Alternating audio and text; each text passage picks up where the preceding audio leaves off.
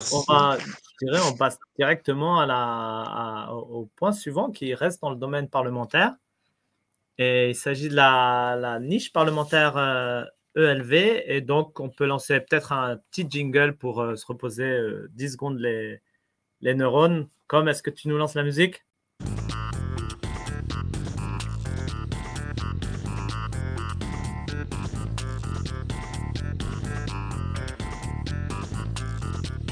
Et voilà, on est donc à la deuxième partie de notre émission avec Brigitte. Bienvenue ici dans notre émission. Donc, c'est ta première participation. Oui, bonsoir Mathis. Et Bonsoir tout le monde. bonsoir, merci. Et comme je disais, donc toi, tu es responsable co-responsable de ELV dans la circonscription ici. Et dans une ancienne vie, tu as même été conseillère régionale en France. Et si je Oui, me souviens bien, proviseur de l'AEFE. Donc, c'était un bâtiment de l'AEFE, une école. dans le réseau. Ah, dans le réseau. Le réseau français, oui, des lycées français à Voilà. l'étranger. Alors, nos auditeurs et auditrices connaissent très bien l'AEFE parce qu'on l'a bien traité. Donc, j'espère qu'ils sont tous au taquet maintenant. La prochaine fois, on t'invitera sur ce thème aussi. Mais aujourd'hui, donc, il s'agissait de parler donc de la niche parlementaire qui a eu lieu le 6 avril dernier. Alors, pour commencer, simplement, tu peux nous rappeler, même si on l'avait déjà fait, qu'est-ce que c'est une niche parlementaire? Ça fait jamais de mal de le rappeler. Oui, volontiers. Alors, c'est l'opportunité une fois par mois pendant la session qui dure de octobre à juin pour les groupes d'opposition ou minoritaires de présenter des projets de loi et qui sont inscrits donc à l'ordre du jour. Et ils sont examinés en séance de 9 heures à minuit. Pas au-delà, parce qu'à minuit, c'est comme pour Cendrillon. Le gong de minuit sonne et c'est terminé pour le rêve. Et chaque groupe a son tour de niche, bien sûr. 2 groupes de la NUPES ont déjà eu, LFI, déjà évoqué, et le PS. Effectivement, en novembre, LFI avait eu cette opportunité de déposer des projets de loi et avait eu du succès avec la proposition d'inscription de l'IVG dans la Constitution. Et si je me souviens bien, vous aviez invité par la suite, pour en parler, Mélanie Fogel, députée ELV, qui a au Sénat obtenu un vote également positif sur ce sujet. Ok, effectivement, ouais, c'était très intéressant aussi d'ailleurs. Et du coup, ça sert donc à quelque chose d'avoir des élus qui utilisent cette niche, non? Ah bah oui, oui, c'est important. C'est un droit vraiment intéressant parce qu'il permet aux groupes d'opposition de présenter leurs idées et d'obtenir des avancées dans le débat sur des sujets que la majorité ne veut pas forcément aborder. Ce droit est inscrit dans la Constitution, mais pas celle du départ, pas 1958, mais ça a été inscrit en 1995 et réaffirmé en 2008. Alors en plus, en ce moment, comme le parti présidentiel n'a pas la majorité absolue à l'Assemblée nationale, il y a un véritable enjeu pour le groupe d'opposition ou minoritaire, parce que des alliances peuvent se créer sur un texte et un vote favorable peut avoir lieu contre l'avis du gouvernement. Et en plus, avec des articles de presse qui sortent à l'occasion des niches parlementaires, on fait avancer, je pense, le débat dans la société. C'est pour ça aussi, à mon avis, que les groupes déposent beaucoup de projets de loi, sans doute beaucoup plus que ce qu'ils peuvent réellement faire passer en 15 heures de séance. Et comme c'est une niche par définition, c'est tenu par les groupes d'opposition.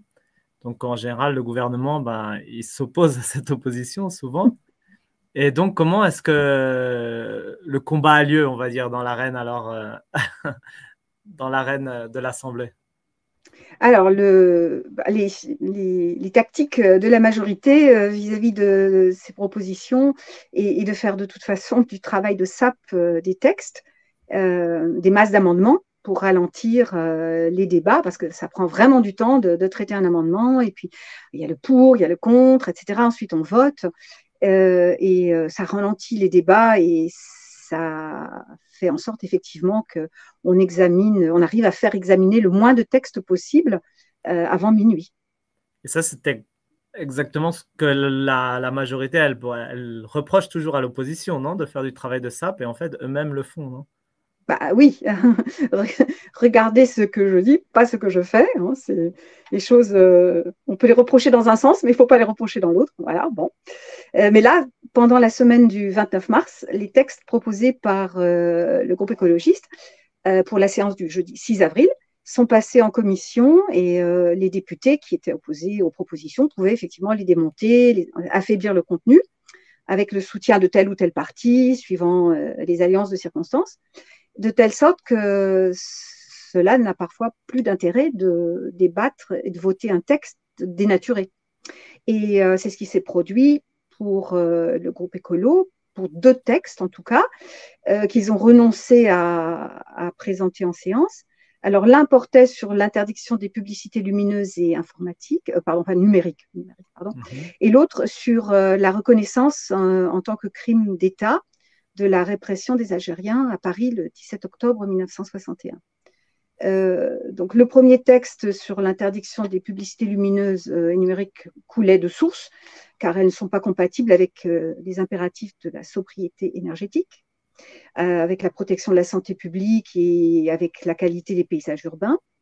De plus, la société d'hyperconsommation qui est promue par ces pubs ne correspond pas non plus à la nécessaire sobriété dont nous avons besoin sur une planète dont les limites sont limites dont les ressources sont limitées. Voilà. Donc, d'après ce que j'ai lu, les propositions ont été torpillées en commission par les députés Renaissance, les Républicains, le RN.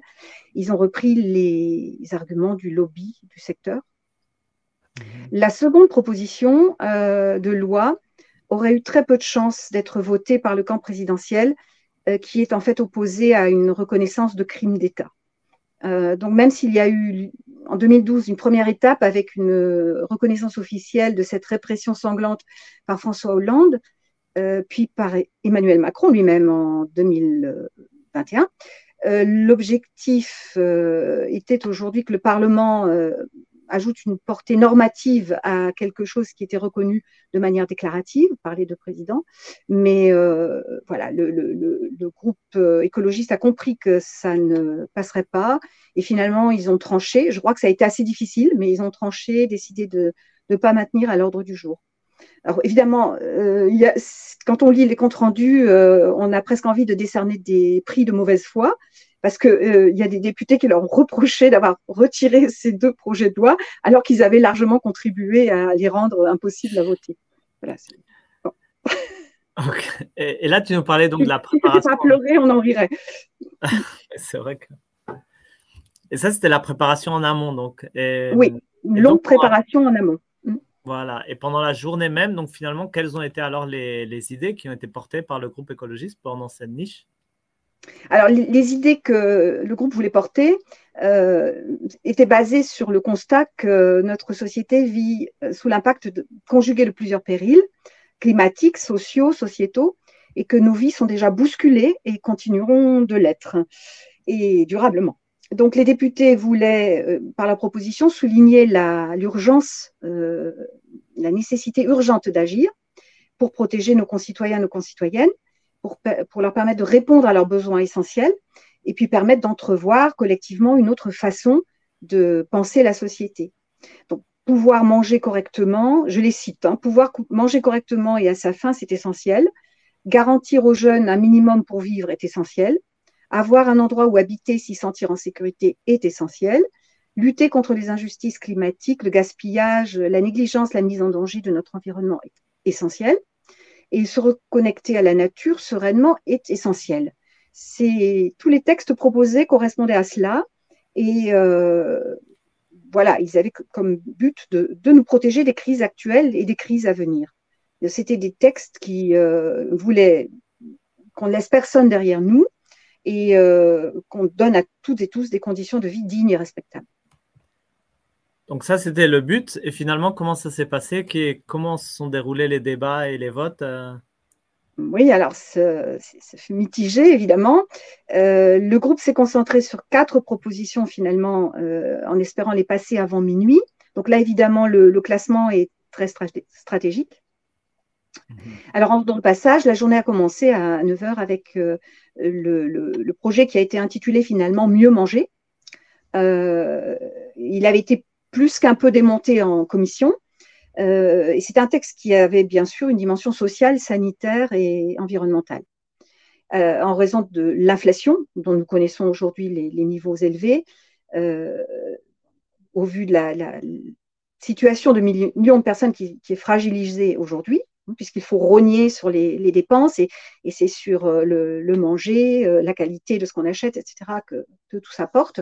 Ils avaient proposé donc 3 choses. Une prime alimentaire exceptionnelle pour tous les ménages dans la limite d'un certain plafond, qui ne pouvait être inférieur à 50 € par personne et par mois, et avec l'espérance de mettre ça en place en juillet ou septembre 2023, donc suivant les difficultés de l'essai à transformer. Le deuxième point, c'était les cantines scolaires, proposition de 2 menus végétariens par semaine ou une option végétarienne à tous les repas, au plus tard le 1er janvier 2025. Et enfin, une interdiction à partir de 2024 des nitrites dans les charcuteries et dans certains services de restauration collective.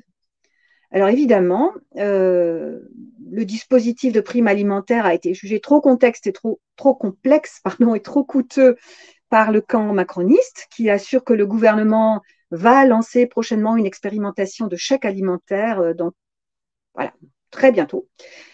Ce serait une promesse présidentielle qui n'a pas encore été concrétisée. Ça a été rejeté finalement à 138 voix contre 121. Alors on voit que le camp présidentiel a vraiment battu le rappel de toutes ses troupes pour s'opposer à ces mesures. Et il y a même des Renaissance qui a qualifié cette proposition à plusieurs reprises d'inspiration marxiste. Le lobby de la charcuterie est très fort, ça on le sait, et bien sûr, il a entraîné le rejet de la proposition de loi sur l'interdiction des nitrites. Et ce qui est intéressant quand même, c'est qu'il y a quelques jours, l'application Malbouffe Yuka, que certains connaissent peut-être, qui fait des indications sur les produits alimentaires, a eu des gains de cause à la Cour d'appel de Limoges. Ils avaient été accusés parce qu'ils mettent des mentions cancérogènes sur certains produits, pour protéger donc évidemment les consommateurs. Ils avaient été traînés au tribunal, accusés par un charcutier industriel qui voulait qu'on enlève ces mentions. Et en fait, condamnés en première instance, ils ont eu gain en appel. Et moi, je trouve ça très intéressant parce que je crois qu'aujourd'hui, plus personne ne peut dire qu'on ne sait pas qu'il y a des nitrites et que c'est cancérogène et que ça produit un tas de cancers du côlon notamment. Et donc, je pense que cette proposition de loi reviendra sur la table. On n'en a pas fini avec ce sujet. Alors sinon, à noter, très intéressant, 2 amendements qui au cours des débats ont été adoptés.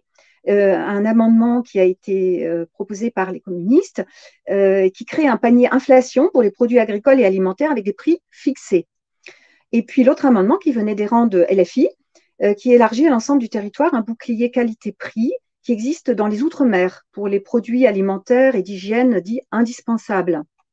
Et cet amendement prévoit à minima le blocage des prix pour 5 fruits et légumes de saison. Les écologistes, évidemment, s'en sont réjouis. C'était, on va dire peut-être un lot de consolation par rapport au rejet de la proposition de loi, mais très intéressant. Et très intéressant malgré les incertitudes qui pèsent encore sur le sort qui leur sera réservé ultérieurement. Ok. Et pour les jeunes, du coup, il y avait aussi une proposition spécifique pour eux. Est-ce qu'elle a eu un peu plus de succès? Alors oui, effectivement, il y avait une proposition parce que là, on rejoint toujours la même problématique de comment dirais-je, de pouvoir d'achat. Et on sait bien que les étudiants devraient être sur les bancs de l'université. Malheureusement, 48% d'eux sont obligés d'aller travailler pour compenser la faiblesse du système boursier. Et puis, les jeunes actifs, eux, sont vraiment victimes du marché du travail flexibilisé. Ils ont des contrats précaires, des intérims, des faibles rémunérations. Et donc, le groupe écologiste, pour rompre avec cette logique infernale des sacrifices de notre jeunesse, avait proposé 2 mesures importantes. Alors, l'une, c'était d'ouvrir l'éligibilité du revenu de solidarité active, le RSA, donc aux jeunes de 18 à 24 ans, qui en sont aujourd'hui privés. Et puis, l'autre proposition, c'était de multiplier par 4 le budget qui est dédié aux bourses étudiantes et puis de réorganiser en profondeur le système de bourses pour en augmenter le nombre de bénéficiaires et les montants. Mais voilà, des mesures qui étaient évaluées à 16 milliards d'euros, mais qui pouvaient être financées par une réforme de la fiscalité sur l'héritage. Ces propositions avaient de toute façon été retoquées en commission déjà, et puis malheureusement placées en 4e position, elles n'ont plus été examinées en séance. Donc voilà, un sujet qui devra revenir aussi sur la table. Et finalement, est-ce qu'il y a quelque chose qui a été voté, Überhaupt? Oui, oui. Oui, parce qu'on commence à désespérer, mais oui, il y a eu un projet de loi qui a été voté l'après-midi. C'est le projet de loi qui était porté par la députée Sandrine Rousseau sur l'indemnisation des dégâts immobiliers, enfin des dégâts, pardon, sur les biens immobiliers qui sont causés par les RGA. Donc pas de panique avec cet acronyme, c'est les retraits gonflements des argiles. Pour expliquer, donc les sols argileux se tassent lors des sécheresses et se regonflent quand il y a de l'humidité, ce qui peut faire apparaître des fissures dans les bâtiments, notamment ceux qui ont des fondations peu profondes, comme les maisons individuelles. Et ça occasionne des travaux qui sont très coûteux et ça peut même aller jusqu'à l'inhabitabilité, pardon pour le terme, ou même l'effondrement de la maison, voilà. Et donc, sachant qu'il y a 50% des sols de notre pays qui sont concernés, et 3 millions de maisons qui sont fortement concernées déjà. Ce projet de loi avait toute sa raison d'être. Et le but, donc, c'était de modifier les critères de reconnaissance de l'état de catastrophe pour augmenter le nombre de communes reconnues en état de catastrophe naturelle, et puis de rendre la procédure d'expertise plus efficace et impartiale, rééquilibrer surtout les rapports entre l'assurance et l'assuré, en facilitant la reconnaissance de causalité, qui permet effectivement d'obtenir une indemnisation. Donc c'est un peu technique, mais on comprend bien le but. Et là, effectivement, ce texte a été voté par 115 voix contre 9, malgré les critiques du gouvernement et des députés du camp présidentiel qui se sont courageusement abstenus. Et maintenant, ce texte devra être examiné par le Sénat. À propos des députés de la majorité, notre député de notre circonscription, Frédéric Petit, il était présent là. Comment il a voté? Oui, d'après ce que j'ai vu dans le compte-rendu, oui, il était présent. Et puis, j'ai vu voter, comme la majorité présidentielle, donc voter contre manger mieux et s'abstenir, là, dans le cas des problèmes des RGA. Est-ce qu'il y a une autre proposition qui a été discutée aussi?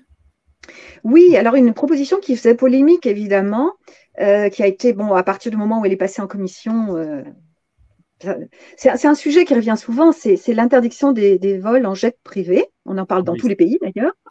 Et donc, là, c'était logique aussi, dans le cadre de notre lutte contre le réchauffement climatique, de la lutte contre tout ce qui est nuisible à l'environnement, le gaspillage, etc. Il était évident que c'était une proposition très intéressante. Et en fait, pour détailler la proposition, non, elle proposait d'interdire les services de transport aérien non réguliers de passagers ne faisant pas l'objet d'une exploitation commerciale, avec des exceptions données à des transports d'intérêt général, interdire des services non réguliers de transport aérien public de passagers dont le nombre de passagers est inférieur à 60. Ce texte n'a pas recueilli évidemment l'aval des députés Renaissance, mais on note qu'il a été débattu juste au moment où l'aéroport d'Amsterdam annonçait que les jets privés ne seraient plus les bienvenus sur son tarmac. Et avec l'explication suivante, ce sont des petits avions qui génèrent une quantité disproportionnée de nuisances sonores et d'émissions de CO2 par passager, environ 20 fois supérieure à celle d'un vol commercial. Voilà, mais là, si j'ai bien regardé la liste des votes, il y a eu beaucoup d'amendements qui ont été votés, il y a eu de la discussion sur ce sujet, mais on n'a plus eu de vote final. Je pense que minuit avait sonné. Donc finalement, pour conclure, une petite victoire sur les maisons, et puis des discussions qui ont été ouvertes, prolongées, qui vont revenir sur la table, comme tu l'as dit, non, sur la jeunesse. Sur les jets privés, ça revient effectivement souvent. Et puis la nourriture qui est essentielle, non? Ça, c'est central dans la transition écologique, donc on doit faire tous. Alors, il y avait encore une proposition intéressante, hein, mais alors qui n'a pas du tout été débattue en séance, forcément, puisqu'elle était placée en tout dernier. C'était l'interdiction de la chasse le dimanche. Parce que, voilà, c'est quelque chose qui est voulu quand même par 78% de Français, d'après le sondage le plus récent. Et là, malheureusement, bon, ça a été tout de suite levé de bouclier, des procès d'intention. Alors, les chasseurs ont tout de suite dit que c'était un premier pas pour interdire totalement la chasse, bon, alors que le projet de loi n'avait rien à voir avec une interdiction totale. C'était plutôt répondre à une pratique de la forêt, de la nature, qui permettent à chacun d'avoir ses libertés. D'ailleurs, j'ai noté, hein, c'est quand même assez cocasse, le président donc, de la Fédération nationale de la chasse a dit quelque chose comme ah, ça devient vraiment pénible, ces gens qui veulent régenter nos vies, qui veulent enlever nos libertés individuelles. Oui, liberté, il faut de la liberté pour tout le monde. On sait bien que la liberté de chacun s'arrête là où commence celle des autres, mais bon, peut-être que ce monsieur ne connaît pas trop notre. On l'apprend bien à l'école en général. Déclaration des droits de l'homme. Alors du coup, bah, voilà, ça a fait beaucoup de polémiques encore une fois, et malheureusement, ça encore un autre sujet à remettre sur la table. Une dernière petite question qui nous vient du chat. Est-ce que tu crois que la loi sur les RGA a une chance de passer au Sénat? Oui, moi je suis assez confiante. Bon, d'abord, on a des sénateurs qui vont la défendre, mais je pense que ça concerne tellement de personnes et que là, à mon avis, que tu sois de droite ou de gauche, tu peux être concerné. Tu peux dans ta vie tout à coup voir que ta maison à laquelle tu tiens tant, elle a ses problèmes. Je crois que là, tout le monde se sent concerné. Voilà, et donc chacun vote toujours suivant son intérêt, n'est-ce pas? Ben Brigitte, mille merci pour cette participation ici à Lola Nupes, pour cette niche. Merci beaucoup, c'est super de faire cette invitation. Je pense qu'effectivement, on a besoin de faire œuvre de, comment dirais-je, d'information sur ce qui se passe à l'Assemblée, parce que si on se reposait que sur la presse, on ne saurait peut-être pas assez de choses. Donc voilà, merci beaucoup de nous avoir proposé de présenter la niche parlementaire du groupe écologiste. Merci à toi alors, et à la prochaine alors, pour une autre niche, peut-être avant la prochaine niche quand même. Une fois par an pour chaque groupe, hein, donc voilà. Il faut de la patience. Allez, à la prochaine Brigitte. Ciao, merci beaucoup.